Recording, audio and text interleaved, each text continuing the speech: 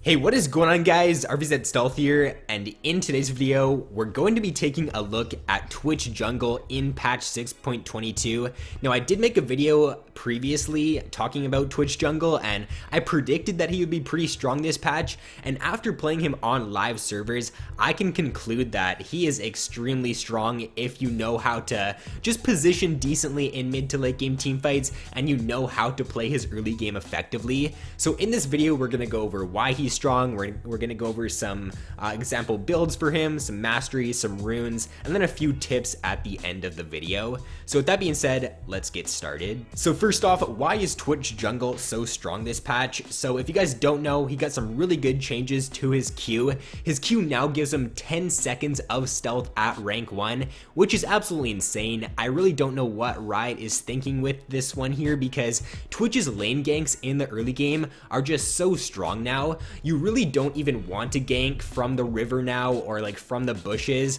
It's just so much better to lane gank with him because the enemies just won't expect it a lot of the time. And if your laner can go in, for example, if you're playing with like a Maokai top or a Renekton or a Aurelia, any champion that has some sort of crowd control, they can just go in before you get there. And if you've got red buff, it's pretty much a free kill like 99% of the time, especially if the enemy top laner is like pushed to around halfway in the lane. So make sure that when you are playing him, just gank a lot in the early game, only lane gank. Like there's very few occasions where you would want to gank like from the bush or from the river, because his lane ganks are just so strong. Now, he's also one of the best scaling jungle champions. Late game Twitch for AD carry and for jungle Twitch is just absolutely insane, and because your early game is so strong, it's going to allow you to get to that late game build even faster. I think I had full build on Twitch Jungle at around like 30 to 35 minutes in like both of the games I've played on him so far, and you just melt in team fights as long as you can just position okay in team fights, and you can get like 3 or 4 auto attacks off, then you're gonna single-handedly win your team that fight, and you can just win your team games really easily by getting good ults off and just positioning well with Twitch. So let's go ahead and take a look at the build now for Twitch Jungle. So your first item is going to want to be Blood Razor. Every single game you're going to want to go this because of the attack speed that that item does give. Now your second item is going to be Runes. I found that Runes works really well with Twitch. Obviously it's got great synergy with his E ability and his ultimate, so that's a great second item on him. Now as for your third item, Infinity Edge is what a lot of people go, and it does give you a really good power spike. Once you get Blood Razor, Runes, and Infinity Edge, then you're going to deal a ton of damage in team fights. Now as for your fourth item, a lot of people actually do go Static Shiv, and more people are starting to go that item now on Twitch. It actually does have the highest win percent, or that build of the Runes, the Infinity Edge, and then Static Shiv does have the highest win percent for Twitch right now. I feel like the reason to why it's strong is because the amount of upfront damage that your first auto attack is going to do is just going to be absolutely insane with that build. Because the Static Shiv proc can crit, if you do end up getting that crit, it's just going to deal so much damage, and you're just going to have a lot of burst with that build. Now as for your last item on Twitch, obviously you're going to want to get boots somewhere in there, and you're going to want to get the attack speed boots. But for your last item, I usually did go for like the Lord Dominic's with like the Last Whisper into the Lord Dominic's.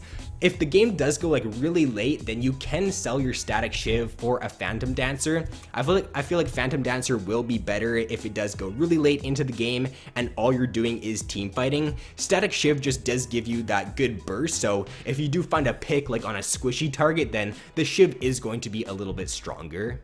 And one last thing to touch on here for Twitch Jungle, for the build for him, I feel like a lot of you guys are going to comment down below asking about Youmuu's and Dustblade, so I'll just address it right here. Youmuu's isn't that great of an item anymore on auto attack based AD carries because the active no longer does give attack speed, so it's not the best item on Twitch, and I wouldn't recommend going it. Now as for Dustblade, the item does synergize well with him.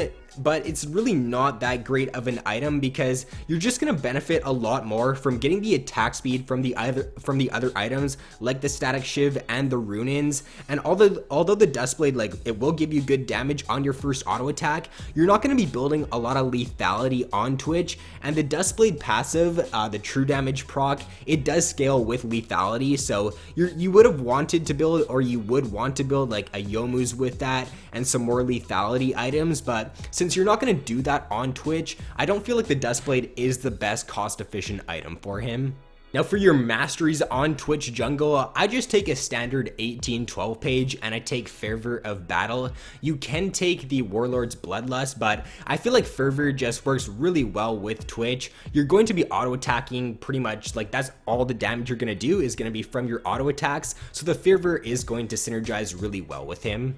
Now, as for the rune page on Twitch jungle, the best win percent rune page is going attack damage marks, attack speed glyphs, armor seals, and then attack speed quints. You really don't need the magic resist glyphs on jungle champions, so Twitch, you can take that attack speed in the glyphs, and because Twitch is mainly like an auto attack based champion, it is going to synergize really well with him. And lastly, to round out the video here, let's go over a few tips for Twitch jungle. So the first tip is going to be right when you do hit that level 3, look to go for a gank immediately, whether it be top lane, mid lane, or bot lane. Just look to gank a lot in the early game with Twitch. The enemies just won't expect you really to lane gank, and unless Twitch jungle does become really popular, then I feel like you can just easily snowball the early game.